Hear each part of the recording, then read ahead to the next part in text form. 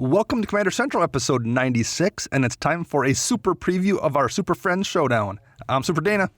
I'm Max. And I'm super awesome Chris. At least you didn't even follow his intro. Right. I was wondering, and at least Chris got it, but he's just plain old Max. Yep. Just like my deck. It's bad. Well, welcome to Super Commander Central. We're going to talk about the Super Friends decks that Max and Chris put together to match up against mine. This is a preview of that. We haven't actually played the game. We'll be doing that at some point in the next week or two. Although I'm not sure if we're going to be able to do too much reporting on it because I think we're going to have 17 or 18 shows of previews for War of the Spark by all counts, since every single card in it's playable. So we'll still be doing War of the Spark reviews when the new core set comes out. Well, I think Modern Horizons previews start like 2 or 3 weeks after War of the Spark pre-release, so we're just gonna go from set to set to set basically for the next 3 or 4 months. Great. Any fun games get played this week? I know Max was not at the shop, but Chris got quite a few reps in. I did. It wasn't like any super fun games, but I got killed by, I didn't catch the kid's name when I was not the threat, but apparently Mogus just draws hate. And I was like, whatever, kill me off because you're just going to lose now. So Yeah, well, that first game we played, I wound up winning with my Glissa deck in a game that I absolutely should not have won. No, you shouldn't have. Because I mulled down to 6 and then kept a 2-lander and then didn't hit a land for 4 turns, I think. So I was just not participating in the game until, the turn 9 mark or something, and got ignored, and it just happened to, as everyone beat each other up, I was able to kind of sneak back into it once I rebuilt. But yeah, I didn't really do anything to deserve that win except for kill the final person. Yep. But at some point you have to ignore somebody. I get it. It was not like it wasn't like I was being ignored despite being a threat. I was being ignored because everyone else was doing stuff and I wasn't. Well, honestly, the guy who was going off with Radha, Grand Warlord Radha, yeah, he could have sent 2 creatures your way. He still got the triggers. You had nothing to block with. I mean, even if they were just 1/1s, just kind of chip at you. He could have chipped me down a little bit more, yeah. Yeah. I don't know if it would have mattered at the end, but maybe. You never know. Yeah. Take the chip damage when you can. You also had a good Mogus game that you won with, what did you have in play? Havoc Festival? Oh. and Pestilence. And a Mana Barbs came out the turn before. It was awesome. Yeah, everybody died to basically Mogus damage. Well, you had something else though too. You had, what's that red enchantment that does? Spiteful Visions, I think it's called. But it was basically, Spiteful Visions. Whenever you draw a card, you take a damage. Yep, and everyone draws an additional card. And wound up passing to me at 2 life, and I'm like, well, that's just what it is. I was hoping for an answer in my hand, and I knew I didn't have one, but give me 10 seconds to stare at all these sorceries and see if any of them happen to turn into instants before I kill myself, but that didn't work. Yeah, I know the last person passed his turn with 2 life left, and all my triggers on the stack, I just killed them with Pestilence. I'm like, we're not going to let this go off. Yeah, you had that. Although it was a really close game because everyone was taking damage, and everybody was down to 2 or 3 or 4 life basically. So that one was kind of fun. I had a game where I screwed up a Blood Moon I could have stopped that came down on turn 3, and I had a Golgari Charm in hand, so I could have tapped my lands in response to the casting and then waited till it resolved and then destroyed it with a Golgari Charm. Yep. And I didn't even pay attention. I was intending to play, I think, an Overgrown Tomb that turn just so I would have one of each mana out for no other reason than, and I laid the wrong land down and I didn't have a black mana available. Oh no. And it was just me simply not paying attention at the land I laid down because I had nothing I was going to do with it that turn. I just happened to have the card in hand and I played the wrong one, and then he drops a Blood Moon. I'm like, oh, you're kidding me. And I had 1 basic in play, and then I drew 1 on turn 5 or something, but I just didn't see my basics, and I wasn't doing anything. But the Blood Moon player didn't even win because the Rakdos player, when he dropped Blood Moon, she had out 2 swamps and something else, and the other thing turned into a mountain. And then she drew another swamp later on, and it didn't hurt her mana base at all. And so basically then it just turned into the Rakdos player going against the mono red player, and that's not the best matchup usually. No, not even close. So that was really it for super exciting games. If you want to find us, though, somewhere online, how would you do that, Chris? You can find us on Twitter at CMDR Central. You can find us on Facebook by searching CMDR Central. You can find us on YouTube, where mainly we just do content. We don't do a whole lot of posting of things aside from that. You can search us, CMDR Central, there as well. And you can find us online at, I'm assuming it's www. No, I never really say It that. is. It is indeed. It is. But it's commandercentral.com. You can also find us on Flipside Gaming. Yeah, head over to flipsidegaming.com and use promo code CMDR in all caps, and you'll get 10% off all orders, $10 or more. And we're also on Patreon. Yeah, head over to patreon.com/CMDR Central, and you can look at our reward tiers. A lot of people have been jumping on the hype train for our Deck Tech episodes. Yes, so indeed. those are extremely popular. And we like doing those. So head over there, see if you can support us, and keep the lights on, and buy me pants for when we go live with video. Yes, indeed. Yeah, we'll do another Deck Tech this week. I think we said on the last week's Monday show we were going to wind up doing one, and we didn't. We did a short show on Thursday because, for one thing, there was just so many Planeswalkers who wanted to talk about them briefly. But for the second thing, by doing a half show, we could just call it a half show, and it kept our numbering system. It knocked it back, so the even-numbered shows, meaning episode 100, would fall on a normal Monday show. So that's not really that huge of a deal, but that's the reason we did a short show last week. So we will have a regular Deck Tech again this Thursday, so tune in for that. And I think we have some contests that are not wrapping up, kicking off kind of. We still have about 20 days left on them. Yeah, so we want to say thank you to flipsidegaming.com for hooking us up with some War of the Spark bundles. And we'll be giving those away on Facebook, Twitter, and Patreon this month. And there's just a disgusting amount of cards in War of the Spark so far, and we're still 8 days away from the end of spoiler season. Ugh. So It needs to end. yeah. I'm sorry. Honestly, my list of cards I want to add to decks are too long. I have one deck that I'm like, I got 10 cards I'm trying to find room for. That's 10% of my deck is being replaced just for the War of the Spark card. That's madness. So, yeah, Yikes. This is absolutely a contest that would be fun for you to win. So you can participate in that how, Max? So pretty much retweet our tweets on Twitter. If you support us on Patreon or continue to support us by the end of April, you'll be entered into that drawing. And any share or like on the Facebook post will get you entered as well. Absolutely. Speaking of Patreon, we also want to say thank you to 2 new patron supporters, Adrian De Remaker and Brad Lim. So thank you for supporting us, and we appreciate that, and it's been fun chatting with you in our chat on Slack. Yes, thank you all very, very much. These are 2 new guys that have popped up in the last week in our Slack, and I've got to share in the joy of adding too many cards to your decks. So thanks a lot. We appreciate it. I want to give a shout out to a person that I sat next to at a tournament at Dreamer's Vault in Minneapolis who I never got your name. If you can just hit me up, send us a message on Twitter or Facebook if you're online or whatever. You said you listened to us, so you'll hear this. Let us know who you were and all that, because I'd really love to chat with you and see how your day ended up going. For sure. Yeah, you told me that story on Tuesday, and I've had since forgot about it. But yeah, you played with somebody or next to somebody at a tournament who knew who listened to the show. And did he recognize the Chris laugh? No, it was my Commander Central playmat when nice. I rolled it out. Very cool. So great running into listeners just randomly at a non-EDH event. Well, I can't remember if I mentioned this on the air. I know I told Max in person. I wound up selling a bunch of bulk on a Facebook group here in town. I had because I was just getting rid of a bunch of bulk I had, and so I listed it on Facebook, and I mentioned that this is picked over. Like I know what a Grim Monolith is. You're not going to find that in there. It's just if you want a collection of bulk, I sell this to you for $40 or whatever it is. And some guy messaged me, and we went to meet, and I got out of the car, and here you go. I opened the trunk, and he's like, "Are you the guy on the podcast?" Yeah, I actually was, yeah. So that was kind of strange, too. But, yeah, that's super cool. I'm still not entirely used to having people know who I am, but it's pretty amazing. So let's jump right into the main topic here, since we have 3 different decks to talk about, and we're going to kind of break down our 3 Super Friends decks that are going to be showing down head-to-head here at some point in the next couple of weeks at least. So why don't we start with mine first, then we can talk about Max's and Chris's. And mine is the only one that's actually been played so far. You guys are just these are fresh brews that you've put together that have not even seen a table yet, correct?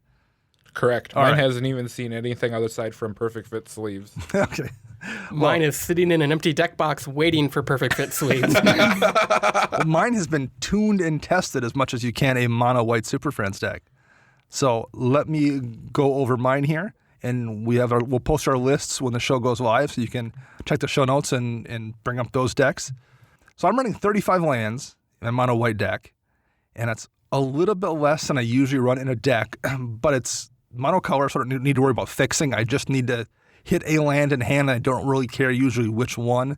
So I'm pretty safe running 35, even though it is mono white, and I don't have land ramp at all. Most of them are snow-covered plains, and I will get to the snow-covered reasoning here in a little bit. I have 25 snow-covered plains, Ancient Tomb, because it's just a great ramp land. I've got a High Market in here because it's nice being able to sacrifice my commander, and I probably should mention who my commander is. It's Jeru with Eyes Open. Didgeridoo! Yes, indeed. And when he comes into play, I can basically tutor a Planeswalker from my library into hand. So High Market gives me a way if I need to kill him and bring him back into play to tutor another Planeswalker. High Market's the way to do it, and it doesn't really use a deck slot up. I've got a Core Haven in here just to protect myself. Again, I can afford to have a couple utility lands slotted in, and unlike Maze of Ith, it still taps for a mana. I'm running Mistveil Plains, which is number one a plane, so it's kind of nice. It does come into play tap, but I can fetch it with cards that fetch a plains, as long as it doesn't say basic. But the main reason it's in the deck is I can spend a white and put a card from my graveyard in the bottom of my library if I control 2 or more white permanents, which I very frequently do. And this is here basically to cycle a dead Planeswalker back into my library so I can then recast it if I go get it with Jeru. Beyond that, it's just a couple basic things like Nykthos, because it's mono white. There's a lot of white pips in the deck, produces a good amount of mana. Scavenger Grounds just to deal with graveyards if I need to, a couple of land removal lands and Strip Mine and Wasteland, and a Scrying Sheets, which is one of the first cards here that takes advantage of the snow-covered plains. For those that don't know, it's an older land from Cold Snap, and you can tap it for a colorless mana, or you can spend 1 and a snow-covered land to look at the top card of your library, and if that card is a snow permanent, or just snow in general, you can put it into your hand. So it's basically a way to kind of draw in white. With 25 snow lands, and I have 1 other snow permanent that's a mana rock, I've got, a 1 in 4 chance to hit something with the Scrying Sheets that actually draws me a card. It's not amazing, and it may come out for the new Karn Proliferate land. I haven't decided, but it's there. When you're in mono white, you kind of can't be too picky about the draw spells you have. So that is my land base, and I think we'll do Planeswalkers last. So next I'm going to jump over into artifacts. I've got Blade of Selves here, and that is something I use on Jeru mainly because I only have 2 other creatures. So Blade of Selves, when you attack with the equipped creature, it makes copies of that creature attacking each opponent. Because Jeru is legendary, he dies, but I don't care. All I care about is the ETB trigger. So if I've got, if it's a full game of 4 players, it makes 2 extra Jeru tokens, which gives me 2 different Planeswalkers. So that's the whole reason Blade of Selves is in the deck, and whenever I've equipped it, it feels good being able to get 2 extra Planeswalkers. I'm sure it does. Yeah. So, yeah, that's kind of a weird use of it, but it's when you're in mono white, that kind of simulates draw, and I will gladly take that in mono white. I have a couple mana doublers here: Cage Sun, Gauntlet of Power, and Extraplanar Lens, and that's another reason I have snow lands in the deck, so I can exile a snow plane, and because Extraplanar Lens cares about the land's name, unless somebody else is running snow planes, they can't piggyback off that mana. I might just put snow planes in my deck now just to because. I have seen them before, so it's not. But I would probably still run it just because I have the Scrying Sheet synergy as well, so it's not. Yeah. It's not nothing. It's not just for that purpose, but that really makes a difference. And I will say this: in a monocolor deck, even in mono white, the ability to double your mana is huge. And you'd think in mono white maybe you don't have enough cards in hand, but the fact that I can get Planeswalkers pretty easy with Jeru, in addition to the other stuff I'm doing, I use the mana, and that very, very often is the difference in me being competitive in a game and not being competitive in a game. I have quite a few mana rocks in here: Coalition Relic, Cold Steel Heart, which is also a snow artifact, so that can be something I can actually hit off of Scrying Sheets. Everflowing Chalice, is in here. Expedition Map, which is nice to go get that Mistvale Plains if I need to, or go get that Nickvale so I have a bunch of stuff out. So it isn't truly a mana rock necessarily, but it can get me a useful land if I have to. Yeah, especially with running so many utility lands. For sure. Felwar Stone, Mind Stone, Pearl Medallion reduces costs. Soul Ring, obviously, most decks are running, and Wayfarer's Baubles to ramp me a land. There's one rock in particular I'm going to point out that I didn't mention there. It's Honor-Worn Sheku, which is 3 mana, and it's a rock out of Kamigawa. It taps for a colorless mana, but you can tap an untapped legendary permanent you control and untap Honor-Worn Sheku. So basically, now that Planeswalkers are officially legendary, I can tap a Planeswalker to untap Honor-Worn Sheku and basically get mana. And my commander has Vigilance, so as long as I don't need him for a blocker, even if I attack with him, I can also tap him. So there's some decent utility there. There's been plenty of times when that winds up being a Thran Dynamo or even better just because I have, 3 or 4 Planeswalkers out, none of whom besides Gideon ever turn into creatures in attack. It just winds up being, it's a bad mana rock that in this particular deck is a good mana rock. What's on your mind, Chris? Well, I thought our rules was no 1 mana tutors, and I see one in this deck, which we'll get to. There is one, and we will get to it. I actually wasn't aware of that rule, so I could swap it out for Idyllic Tutor if you wanted me to. I saw it, so I'm running the blue version of it. I'm going to slap the blue version in my deck then. There you go. You can knock the it's extra creature out. It's not going to be Vamp Tutor. It'll just be a blue tutor. In the artifacts, I do have a couple proliferate effects. I've got Contagion Clasp, Contagion Engine, and Throne of Geth. Adding counters to Planeswalkers is always really useful. And because I'm running those things that do proliferate, that's the main reason I have Coalition Relic in here. Although it's pretty good on its own, but that and Everflowing Chalice, if I happen to have those out and I happen to be proliferating, that makes them even better. Yep. Helm of the Host is nice, makes more Jerus, which reduces damage dealt to Planeswalkers, and similar to Blade of Selves, lets me tutor up a Planeswalker. And I've got Mind's Eye, which isn't a great, I think the game's kind of left it behind. Was that one of the cards we had in that show? I think it was. But I'm in mono white, and again, beggars can't be choosers here, so I'm running that. I've got Scroll Rack. Number 1, lets me tweak the top of my library for scrying sheets, and if I happen to have land tax out, I can use the extra lands to swap out with the top 2 cards with Scroll Rack, and then next turn when I land tax again, shuffle those away. So it has some synergy, but it's good on its own. I'm running Chain Veil, which is obviously great in a Planeswalker deck. Panharmonicon doubles up that Jeru trigger, and Tormod's Crypt lets me blast a graveyard if I need to at the cost of 0 mana. So, anything out of there you guys want to ask me about before I move on to enchantments? No, I'm just seeing a few cards that I'm scared of right now. Like what? The way I have my deck built. Well, let's see, what is that? The Mind's Eye, and then an enchantment, which I'm assuming that's where you're going into next. I'm going to enchantments next. Okay. We have a couple things. My main win condition in this deck, because it's mono white, and I basically usually have to win with either beats from my commander and Gideon or through tokens, which Elspeth primarily makes. So I have Anointed Procession in here, which doubles tokens. That will also double the Blade of Selves or Helm of the Host tokens, so it's even more Jeru Planeswalker fetches if I need to. Catherine's Crusade works really nicely if I'm making that triple Elspeth token. Puts counters on all of those, puts counters on my commander when it comes into play. Again, it's not an ideal deck for it, but I don't have a lot of win conditions here, so that's what I'm doing. Divine Visitation turns those Elspeth tokens into angels. It does kind of nombo if I happen to have Blade of Selves out or Helm of the Host, because it turns those tokens into angels too. But that's not been something I've ran into. I think I've only had it out twice, and it didn't occur. It didn't happen. It just made the Elspeth ones into 4/4 angels. So I don't think that's a downside. I mentioned the land tax. That's in here. Great card, particularly in mono white. I have Darksteel Mutation, which is a great removal spell. Oath of Gideon puts an extra counter on my Planeswalkers when they come into play, and it makes a few tokens. And Smothering Tithe, which is really, really useful, because whenever someone draws a card, it ramps me, and then again, I'm mono white. I need all the help I can get. That's the card. So worried. That's the card that's going to beat us, Chris, right there. And hey, if I happen to have Anointed Procession out, or excuse me, if I happen to have Divine Vegetation out, all those turn into angels. No, they don't. They don't? Why not? Is it creature Divine tokens? Visitation only does creature tokens. That's creature tokens. Well, that's no fun. I'm still scared of that card. Well, yeah, because then the next turn he's going to untap and be like, oh, I have 40 mana. What am I going to do? Oh, I guess I'll just infinite Ugin.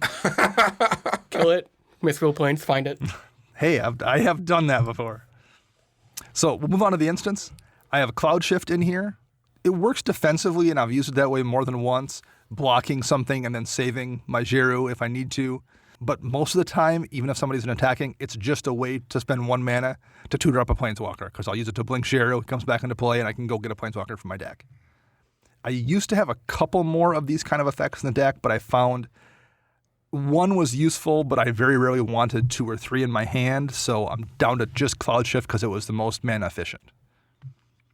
Running a couple removal spells here, Crush Contraband and Return to Dust to take care of artifacts, Swords to Plowshares and Path to Exile to deal with creatures. And a card that's been sneakily really good in this deck is Renounce the Guilds. And I'll read it quick because it's a pretty obscure card. It's a white and a colorless for an instant speed, and it says each player sacrifices a multicolored permanent. So it never hits me, and it most of the time hits somebody else, unless I'm happen to be playing people that have all monocolor decks or something weird's going on. But I've killed Dramoka once or twice with it mid-swing because it happened to be your only colored permanent out. Well, yep. I'm glad I don't have a whole lot of multicolored permanents. So do I. I feel the same way, Chris. Yeah, and sometimes it whiffs. Like there's been games when I've drawn it and there was no good targets, but there's been way more times I've drawn it and looked around and been like, man, everyone's going to lose something good for 2 mana at instant speed. So that's one I'm very happy with. Chris mentioned my 1 mana tutor, Enlightened Tutor.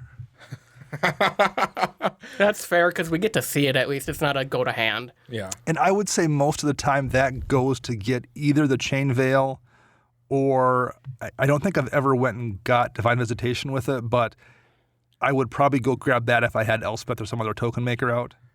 Yeah, Mystical Tutor. Going in my deck now. And that's fair. And of course, Teferi's Protection. Boo. Because sometimes you just need to not be in the game. You know, I literally do not own a Teferi's Protection. I own 2. The ones I own are index. I do not have spares lying around because it's that good of a card and it's not cheap either. Same I'll have to pick one up. Sorceries. A couple of board wipes here. Austere Command, Cleansing Nova, Urza's Ruinous Blast that exiles non-land permanents that aren't legendary, so it does hit some of my stuff, but there's plenty of times it just leaves 3 or 4 Planeswalkers and the Chain Veil up. Council's Judgment, Max's favorite removal spell. Yep. And Gift of Estates, which I'll briefly read because it's a little bit old and doesn't see that much play. It's a sorcery, and if an opponent controls more land than you, search your library for up to 3 Plains cards, reveal them, and put them into your hand, and then shuffle your library. And it doesn't say basic Plains, so I can go grab Mistveil Plains with this as well. It's just a way in white when I tend to not have a ton of draw. It just gets me lands to make sure I get my land drop, and in white, again, you just can't be too picky. 2 creatures in this deck. Arena Rector and Thalia's Lancers, and that is it. I really thought you had a 3rd creature in He here. used to. I did once upon a time. I had an Eldrazi Displacer in here, Okay. and I've since taken it out because basically it was I used it 90% of the time to blink Sheru, and I found I just had enough other ways to do it. It's a good card, but I wanted to cut it for something. I cut something for, I believe, Arena Rectors actually. No, it was something else. Regardless, it came out for some other card I put in. I don't remember what it was, and I'm down to just those 2 now. Okay. The one thing I will note about Thalia's Lancers is you search the library for a legendary card and put it into your hand, but it's a legendary card. It doesn't say creature or planeswalker, so I can very often, and more than once I've done this, I've used it to go grab Urza's Ruinous Blast, which is a legendary sorcery. Yep. So if I need to, I can go get a board wipe with it too, which is pretty useful. And last but not least, my planeswalkers. I've got 3 Ajani's in this deck, Ajani Goldmane, Ajani Steadfast, and Ajani Caller of the Pride. The 3 best ones. The 3 best ones, and I don't know if these ones will survive the incoming Planeswalkers from Dominaria. Yeah. Caller of the Pride will. He is Steadfast will, because he's the one that puts counters on creatures and puts loyalty counters on Planeswalkers. Yep. So he'll definitely survive, but Ajani Goldmane is only okay. He's in here because there's not a lot of better options right now, but The fact that we're getting like 3 or 4 new walkers that will fit in this deck means he probably gets bumped out. Caller of the Pride, his -3 giving a creature flying and double strike. I've won games with that or always killed somebody with Zero who I've, buffed up somehow, and being able to give him double strike, that's effective, so he might stick around just for that. We'll see. I've got 3 Elspeths, Elspeth Tyrael, Elspeth Knight Errant, and Sun's Champion, all 3 Elspeths, all 3 make tokens. I can't imagine taking out any of those 3 at any time in the near future. They're all really, really good. They seem like they're pretty much one of your best win cons. Sun Champion used to be the first thing I would go for before Baby Karn came out. And just because, again, like he basically winds up being draw for me in mono white. So he's usually the first thing I go for, but she's usually number 2. And if I don't go for her number 2, it's because she's in my hand. So she's excellent. I have 4 Gideons in here. The original Gideon of the Trials, Ally Zendikar, and Champion of Justice. Ally Zendikar makes tokens, which is really, really useful. Gideon Jura turns into a creature. Basically, all of them turn into creatures if I need to, so that can be something to swing in for damage. Again, I just don't have a lot of ways to do that. I've got 2 Karns in here, both the original Karn and Baby Karn, who I use for a draw engine. Karn Liberated, as great as he is in other formats, is only okay here. I've never seen him do a lot of work in Commander ever. Yeah, he's possibly going to come out for the new Karn. We will see. I know that sounds counterintuitive because everyone just assumes he's an absolute bomb. And being able to -3 and hit a permanent is fairly useful, but I'm in white. I've got cards that deal with permanents. It's not like I'm in, black or something where I need the option to deal with an enchantment or something. So he's right on the edge. Sign of Urza, though, is fantastic. Being able to draw in mono white is super, super useful. And I do have quite a few artifacts in this deck. I think I'm running... I think it was 20-something. 28 artifacts. So his minus oftentimes, makes a pretty sizable construct that can protect my board state. But usually he's a draw engine. Yep. And last is Ugin the Spirit Dragon, the only Ugin, as of the recording of the show, that may change by the time it's aired. But it's the only Eugene currently available, and he's an absolute monster in this deck. He's just an absolute monster no matter what. Just in general, right? absolutely. Oof. Yeah. Like I said, I got plenty of mana rocks here, so being able to exile stuff with his -X has saved me more than once. And there's been more than one time I've been able to play him and roll him up and still utilize him a second time thanks to Chain Veil and -10 and have him survive. And it's so, so good. So he's absolutely a semi-win condition, or at least puts me in a position where I can win a game. So he's definitely not leaving the deck. And that's so it. I'm going to put a clause on this game that we're Sure. doing. Max is borrowing my Ugin. so you don't get to play one? If he wins with it, I call this a draw and we try again. if he that seems fair. If he wins with your Ugin that you don't get to play because you lent it to him, yeah. And the price tag on that card is out of control.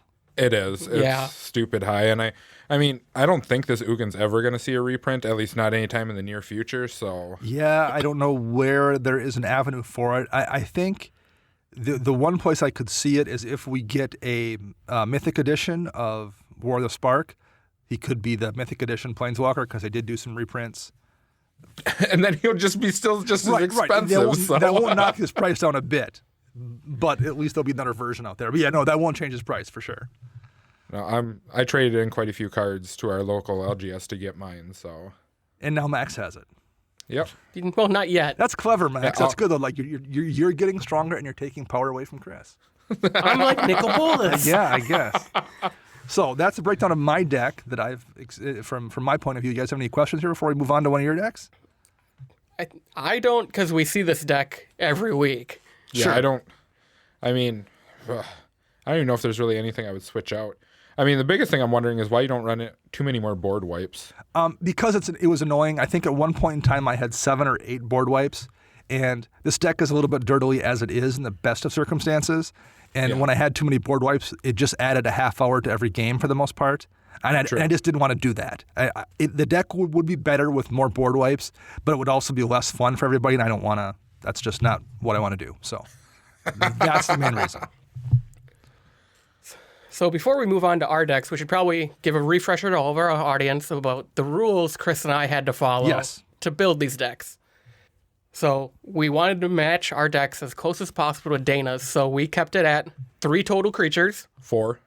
Chris is breaking the rule because I borrowed a Zugan. So we each have to have 3 creatures, not 4, Chris. That's why Mystical Tutor can go on your deck now. Chris and I both agreed no Demonic Tutor, no Vamp Tutor, just because Dana doesn't have access to those type of tutors. And then we had to run at least 13 Planeswalkers, because that's how many Dana is running. So those were our limitations. All right. So Chris, do you want to go first? Sure. I'm not going to break mine down into like extreme detail like what you did, Dana. Okay. But I'll go over mine quick. So basically, I'm going to start with my land base. I'm running 35 lands. I'm also running, I guess I should say my commander is Aminatu the Fate Shifter. Yes. So we're playing Esper. No, So my I'll 30 say this really quick about yours and Max's as well. I really like the fact that you guys went with completely non-traditional commanders for these decks. Like, I don't Yep. think I've ever seen either one of these two as a Super Friends deck, so I appreciate that. Oh yeah, mine's not very good. I will admit this right now. It's better than mine. So I'm running 35 lands. I have your basic, all your colors are covered. Like I have Audakar Wastes, all those pain lands. I have all the shock lands, all the check lands that come into play, like Drowned Catacomb that checks if you have an island or a swamp or whatever. I didn't go into fetches and duels because I wanted to keep this more of a fair game type of deal. I'm not really running any good utility lands per se. Yeah, not As what really. Dana is. I have a Memorial to Genius, which is because I have a special win con in this deck. Okay. So I need to draw cards. And then I have, Shambling Vent, Fairy Conclave, and the black-blue Manland, just as ways to chip in damage if I have to go that route. Okay. So, and as I said, that's 35 lands, which people are probably going to wonder why I'm running 3 colors and 35 lands. Yeah, I am. I'm curious. Which we'll get to. Okay. I have 10 artifacts, and they are, well, let's say 9 of them are mana rocks. Yeah. I have all the lockets, all the signets, Commander Sphere, Thought Vessel, Mind Stone. I am not running Soul Ring. Interesting. The biggest reason I did this was my commander does not take colorless mana. It is colored mana, so if I want to play my commander, Soul Ring does nothing for me to begin with. Sure, that makes sense. And then I am running the Immortal Sun. Yes, in a Super Friends deck. That's Yes, because it draws me extra cards. I And thought you're- you were trolling when you said you were going to do that, but you really are running the Immortal Sun in a Super Friends deck. And here you're yelling at me for meta building my deck. So now we'll move on to let's move on to my instants. All right. I'm running 17 of them. I have your good removal like Anguish Unmaking, Utter End, that kind of stuff. But then I'm running a lot of cards that I draw. We got like Arcane Denial, which is counterspell, but I draw. Artificer's Epiphany, Brainstorm, Chemist's Insight, Dig Through Time, all that fun stuff. You're really, really good ones. The big card I'm actually looking forward to trying, because I haven't really seen it too much in Commander, is Mission Briefing. Yeah, Mission Briefing is yeah. really solid. Yep. I think it should be fun. We'll see how it works. I'm also running the new Precognitive Perception out of the new Ravnica set, I Allegiance, think it yep. is. Yeah, it was an Allegiance. Yep, the ability to scry 3 during your main phase if you cast it and draw 3 seems really good for how I'm going to win this game. Yeah, it is. I am running 12 Planeswalkers. Okay. 13 because my commander is a Planeswalker. Counts.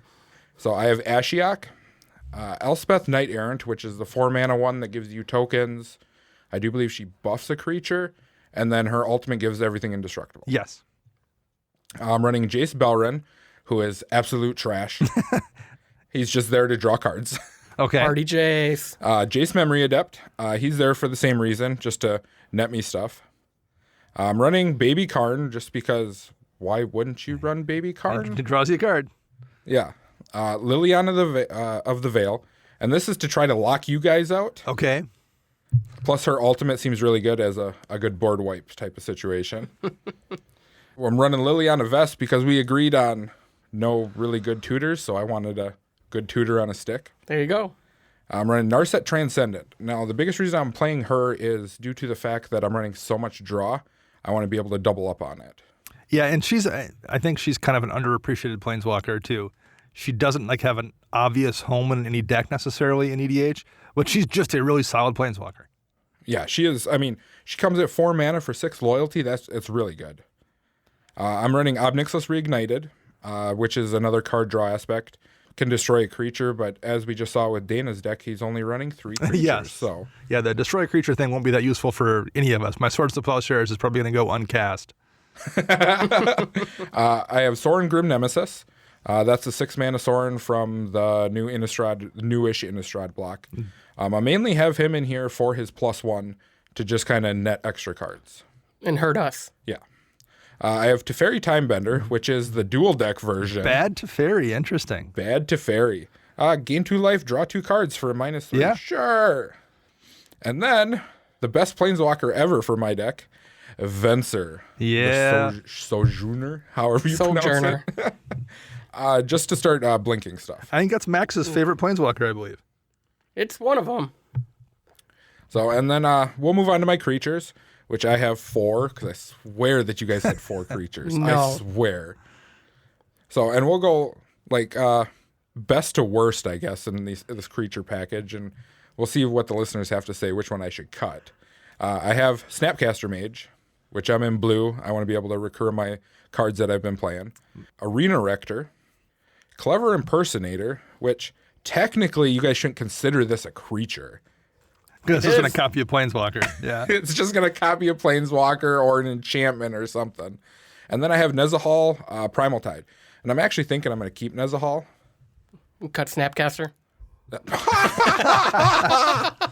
I'm actually thinking about cutting Arena Rector. I was going to say, as good as Arena Rector is, particularly in this matchup, you don't have any sack outlets, and it's not like there's going to be a lot of creatures swinging your direction most of the time. So, and I like Nezahal. He can't be countered. And it's whenever a player casts a non-creature spell. Yeah. I draw a card. Yeah, that's a good metagame call there. Oh, wow. So we'll go into my sorceries. No, you know what? We're going to go into enchantments first, because my win con is actually a sorcery. So I have Banishing Light, O-Ring, Phyrexian Arena, Rhystic Study, and Search for Azcanta. So nothing special there, just basic. Like your Banishing Light and O-Ring are just can get rid of anything. Phyrexian Arena draws, Rhystic Study draws, and Search is to help me filter through my draws. Yep. All makes sense. Yep. And we'll go into my sorceries. I have 16 of them. Majority of these are all card draw cards. There's nothing special in here. I am playing Dana's new favorite card of Notion Rain. I love Notion Rain. Which is, I think it should be really good. I'm also playing my favorite card called Treasure Cruise. Yeah. I think it's going to be awesome. Then I have a few removals, such as I got Wrath of God, Vindicate, Damnation, that kind of stuff. I have 1 tutor in here, Diabolic Tutor. Now, I also have Call of the Gatewatch, which I don't remember seeing in your deck list, Dana, was it? I ran it for a while along with, there's another Gatewatch one that costs 6 mana where you reveal the top 9 cards or 6 cards, whatever it was, and put any Planeswalkers into play. Okay. I didn't need Call of the Gatewatch. For the most part, I could do the same thing with Blinking Jeru. So Sure. I didn't, and the other one, the mythic one, whose name is escaping me currently, where you reveal the top 6 or 7 cards or whatever it was and put a Planeswalker into play. With only having 13, there was, once or twice I hit 2 because you can put 2 into play, but I whiffed on it plenty of times too, so I wound up just pulling it out. Okay, that makes sense. And that card is Deploy the Gatewatch. There we go. Yep. Okay, so now on to my win cons. I have 2 cards in here that I'm going to consider win cons. Now, for those of you who don't know what Anamatu does, the +1 is draw a card, then put a card from your hand on top of your library. The other effects really don't matter to me for this game too much. It's mainly just the card draw aspect, but I'll go over the other effects too. The -1 is exile another target permanent you own, then return it to the battlefield under your control. So it's a Venser. Yep, pretty much a Venser. And then the -6 is choose left or right. Each player gains control of all non-land permanents other than Anamatu, controlled by the player chosen in whichever direction. I want to see you do that. I'm gonna go for my Ugin. You're gonna play Ugin, and I'm gonna be like, "Oh, I'm coming. I got it back. So mainly the +1's a big thing. Now, my 2 win cons in this deck is Entreat the Angels, which I can set up with Anamatu to just miracle it right off the top. Yep. And then I have Approach of the Second Sun. Boo. Which just wins a game if you can cast it twice. Yep, that's my goal, is to do it twice, because I figured in this, how we're doing this, it's going to be kind of a lackluster game where we're just going to kind of look at each other. So I think someone needs like a actual, okay, let's end this game before we go insane. This isn't going to be the most exciting game in the world. No. This is going to be that baseball game that goes 17 innings and it's like 4 a.m. and nobody cares anymore. Yep. My original build on this that I was going to do was going to be just chock full of counter spells and counter everything you guys do. But I chose to go this route instead, to just draw a whole bunch of cards and hopefully go that route. So any questions from my two fellow co-hosts who are going to rip this apart hard? You know what? Having those 2 win conditions, I think, is going to help you out a lot. You've got Planeswalkers that make enough tokens to keep you safe. Yeah, I'm curious to see it played. I want to see this deck. I'm really curious too. That's a lot of draw. That's a lot of draw to get down to those win conditions too. Yep, that was the whole point. I chock full it full of draws too, so I can find them as fast as possible. All right, that works. Max, what's yours here? I am running Tasigur the Golden Fang. Oh, I thought you were playing Sidisi. No. Thank you. That's just a joke from Slack. Yeah. So I chose Tasigur the Golden Fang for a couple of reasons. I'm still not very experienced at building a 3-color deck. And 2, I wanted a unique way to recur my Planeswalkers knowing they were going to die pretty quickly in this matchup.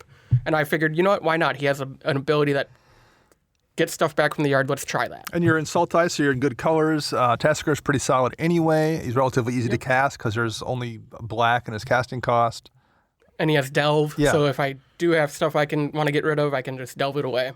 And you can delve extra to pay for the commander tax. Yes, you can. So I threw this deck together somewhat lazily. So my land base is 36 lands, and I'm running 10, 18. I'm running 25 basic lands, and the rest are just like shock lands and like a mana confluence and some battle bond lands. Well, so you'll be safe if one of us finds a way to cast Blood Moon, despite no one playing red in any other decks. I mean, I am running a tropical island because I have one. There you go. All right, there you go. Chris, would you like to borrow my Tundra for your Ugin for this? Well, because see, I have like the scrub land and all that stuff too, and I was just like, no, I'm just going to do a basic land base. Because, I mean, Max and I discussed this, and if we really like these decks, we're going to keep them. Sure. Right. And then we'll modify them hard from there on out. Yeah, I was shocked when Chris was like, let's actually build these. I'm like, no, I don't want to do that. I just want to talk about them. Let's not buy cards. Yep, this is a big shout out to all the guys in Slack who decided to, let's have a Planeswalker build off. And we're like, okay. Yep. So yeah, my land base is very simple. I'm not doing anything fancy. I just want to get lands on the battlefield because since I am in Sultai, I'm playing a lot of ramp. Okay. But we're going to move over to artifacts first. I'm running a 5, and they're 2 signets, a soul ring, a chromatic lantern, and then the chain veil. And I noticed Chris did not have a chain veil. I don't know if we mentioned that before, but we're both running chain veils. Chris is not. Because I gave mine to the shop owner. Did you? Okay. That's for his why. 5-color Planeswalker deck because he didn't have one. And the store doesn't have any, and I'm not going to ask for it back from him. So. Okay. And they're expensive. I just bought mine for like $24. So those are just simple artifacts, just some ramp and chain veil to go crazy with it, I guess. All right. We'll move over to enchantments. I'm playing Doubling Season and Parallel Lives because I'm in green, and it's Planeswalkers, so why not? Sure. And that's why I'm running like O-Ring and stuff like that. Yeah, to deal with Doubling Season for sure. Otherwise, I also run Imprison the Moon because it'll hit a Planeswalker. Yeah, I'm giving you guys a land, but I'm really not too worried about that. I'm also running 2 Oaths, Oath of Jace, which lets me, when it enters battlefield, draw 3 and discard 2 cards, which will just fuel the delve. And then at the beginning of my upkeep, I can scry X, where X is the number of walkers I control. I'm also running Oath of Nissa, which lets me find a land, creature, or planeswalker when it ETBs, and then my mana can be spent as any color to play my planeswalker. So if I do get hosed out of a color, that should be able to help me out a little bit. Okay. I'm also and then I have Phyrexian Arena and Rhystic Study for draw enablers. Because if we can't stop the mono white player from paying Rhystic Study tax, we're done. Right, yeah. Well, I'm really worried about that Mind's Eye with the amount of card draw I'm running and everything. I'm just like, uh-oh. And Smothering Tithe. Did you pay 2? So we'll move over to my my instance. So I'm running Arcane Denial, a bunch of counter spells, Arcane Denial, Jace's Defeat, Pact of Negation, stuff like that. I'm also running a lot of kill spells like Beast Within, Vraska's Contempt, Hero's Downfall, Heroic, stuff like that, just because it kills planeswalkers or the few creatures I might be scared of out of Chris's deck. That makes sense. Then I'm just running some of my favorite cards, like Heroic Intervention for the few board wipes we may see. I'm running some ramp like Growth Spiral and card selection with Factor Fiction and Steady Progress because it does have the Proliferate clause on there. Yeah. The Jace's defeat, Chris kind of mocked me for it before we got on air, I mocked think. you for Liliana's defeat. Oh, that too. Which is coming up next. That's not in the deck anymore. Or is that a sorcery? Oh, it is a sorcery. It's a sorcery. Oh. So, like, I'm choosing to run cards, because I didn't think I was going to keep this deck longer than the week after we did this. So I chose cards I don't play normally, like in my decks. So I'm like, well, the defeats are cheap, and I bet Chris is running a Jace or a Liliana. So. Oh, I totally am. And worst case, even though you're not running it, it stops Rift. And he hit his commander. I'm not playing Rift. You're not playing Rift. Nope. I am. It took all my effort not to write in Cyclonic Rift when I was typing out my deck list. That was my big thing, is I'm like, if he runs Rift, I need a way to counter it or stop a Jace from hitting the field. Yep. So for my sorceries, it's Ramp, so, Farseek, Nature's Lore, Pier's Whim, Rampant Growth, Urban Evolution, another card I don't typically run, but why not? This is for fun. Yeah. And then I'm also running some board wipes, so like Ingaruk's Wake, just Plague Wind, but it's not hitting me. And then I have Maelstrom Pulse for all those soldier tokens Dana's going to be pooping out. Archangels with Divine right. Visitation, yep. That was actually a late inclusion. It was Windgrace's Judgment for the longest time, and then I found out Maelstrom Pulse is like $4, so I'm like, I'll just put one of those in the deck. And I'm also running Overwhelming Stampede, since I'm running a lot of Planeswalkers that generate tokens, and that's one of my win cons, is just trample through everything. Okay. How about Planeswalkers? Well, Chris, do you want to talk about Liliana's defeat now? Oh, or sure, after? yes. Yeah, Chris is a... And you said, oh, no, this is totally medical because it's only against me. It's going to do nothing to Dana. I know.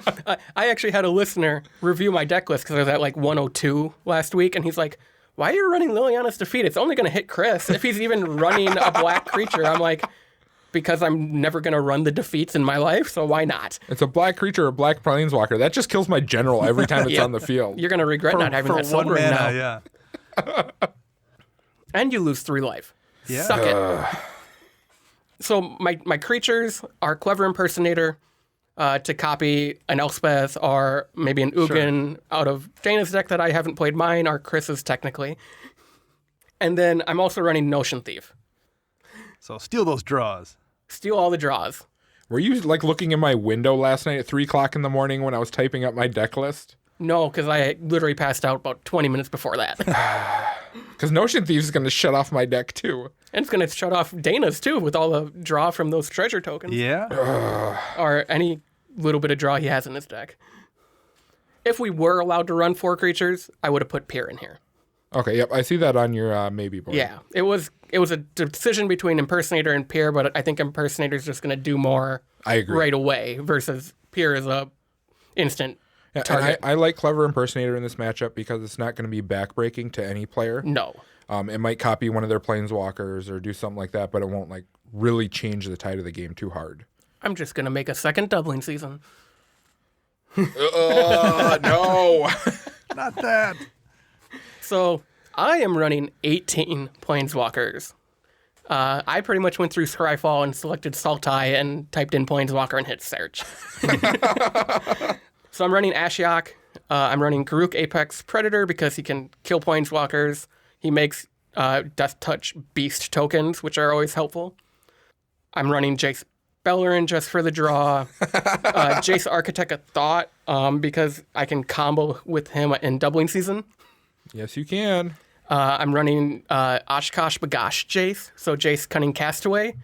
Another thing that will just infinite out with doubling season if I can get him out at the same time, because his -5 says create 2 tokens that are copies of Jace Cunning Castaway, except they're not legendary. They're going to come in with 10 enough counters to do it again and again and again, and I'm just going to create infinite Jaces, and the next turn create infinite illusions. Sorry. If you can pull that off, It'll be a worthy way to lose, I suppose. I think I'm putting Merciless Eviction in my deck now. Uh-oh. That's probably a good That'll call. hose everybody. No, I didn't want to because it was going to hose Dana. Max is over here going, we're making CEDH Planeswalkers. I'm running 25 basic lands. How is this CDEDH?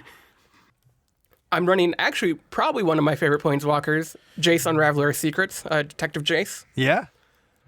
Jace the Living Guild Pact, just another draw engine, and I can disrupt kind of the game by getting everybody's hands into their library and everybody drawing new hands. Or no, I draw a new hand. Nobody else does. Yeah, that's pretty solid, too. I'm running Karn Liberated because I have one. And I know he's not going to be great, but why not? It's another way to get rid of a permanent a Planeswalker. I'm also running Baby Karn, draw. I don't think I'll be doing a lot with the constructs just because I'm not running a lot of artifacts. So it's just a draw thing. Then I'm also running Kiora Master at Depths, another just auto combo if I can get it out with Doubling Season. Kiora the Crashing Wave, same thing. I'm running Liliana the Dark Realm just because it's a way to get lands on the battlefield for me, besides all the other ramp I'm running. Liliana Vest probably would have been a better choice now that I've seen Chris's list, but whatever. I'm also running Nissa Vital Force because it's going to be play a land, draw a card, is what I'm hoping to do, because even without Doubling Season, I can +1 her, and next turn I can alter. Yeah. Or worst case scenario, you make 5/5s that just start beating. Yes. Obnix Reignited, same reason Chris is running it, draws a card. Tamio the Moon Sage, another combo piece. Teferi Temporal Archmage, another nice, if I can ult him, let me do my Planeswalker abilities at instant speed. And then Chris's Ugin the Spirit Dragon. Yes, my Ugin. Well, and I think this Ugin's even better because it's not yours. Yes. So I mean, if I spill my soda or something. So I was thinking, I do believe, what is the name of that card? It's a 3-mana blue-black flying creature. It's like a 2/3 out of the new Ravnica set. Oh, with Surveil on it? No, when it deals combat damage to a player, you look at the top 3 cards of the library, take one of them. You may cast it with playing any mana and then put the other 2 in their opponent's graveyard. So I was thinking about that. I thought about that for my deck as well, but I was thinking maybe it's something you could possibly think about. Yeah, I mean, maybe not for our battle, but yeah, I do. I've already told Dana this, but I'll probably keep this deck around at least through Magic Fest Kansas City. So if anybody is there and wants to play against my really terrible Tasigur Super Friends deck, bring it on. I might just send Anamatu with you guys. Just be like, go. But yeah, I mean, I have this gut feeling, though, that I'm going to really like this deck, and I'm going to tune it to where I actually would be. It can withstand a normal game. Yeah, I have that feeling, too, with mine as well, especially after watching Dana play his so many times. Yeah. And it's a horrible idea. You look at it on paper, and you're like, this isn't going to work, but I've watched it play, and it's amazing to see how it actually works. Yeah. This type of deck, this playstyle is 100% out of my wheelhouse, so that's another challenge I'm really liking about it is diversify my playstyle. Yep. Yeah, I said it before, but I just like the fact that you guys are using really unconventional commanders too that still make sense for these decks. It wasn't like you picked random ones. And even Chris's that he's using mostly for the draw, the minus ability, but a blink a Planeswalker and reset a Planeswalker if the loyalty goes down or you want to use ability twice in a turn is still really useful too. Yep. Mm-hmm. So I just like that a lot. I want to see both these decks in play. Yeah, I can't wait. So more questions at all for mine? No, I don't, because I just want to see them played out as it is, and maybe we'll do a review here about how the game went once we get it in, and talk about maybe some stuff then. But I like the overall rough draft of your deck, Max. It's the same with mine. I want to see how it plays and adjust it from there. Yeah. This is the one card I was actually expecting to, out of my list, I was expecting to see in yours, Chris, was Yawgmoth's Vile Offering. It's that legendary sorcery from Dominaria where you can put up to one target creature or planeswalker card from any graveyard under the battlefield under your control and then destroy up to a target creature or planeswalker. I figured that would have been auto-include for you just because you can grab anything from anybody's graveyard. Yeah, I wanted to build mine more card draw and combo centric. Gotcha. So we didn't have like 3 decks doing basically the same thing back to each other. So that makes sense. Well, I think then we're going to wrap this up. I'm not sure when we're going to come back and talk about our game, just because War of the Spark, there's just so much stuff. I keep saying that, but that's going to be absurd. But we will wrap this up at some point in the coming weeks and let you guys know how the games went and what our future plans for these decks are. You're going to keep them for a while, but we want to see if you're going to keep them longer than that, if there's any changes you want to make. So we will touch base with all the listeners about that at some point in the near future. But I think that is it for episode 96. Thanks to our editor, Ken Peddle. You can find him on Twitter at LOAD3R, where he goes by the name Kenish Norn. You can find me on Twitter at Dana Roach. You can find Max at CMDR Central _Max. And you can find Chris at WiseSquishy1. We will be back next Thursday. And until then, I am Dana. I'm Max. And I'm Super Chris. Oh, I should have done it. You got me.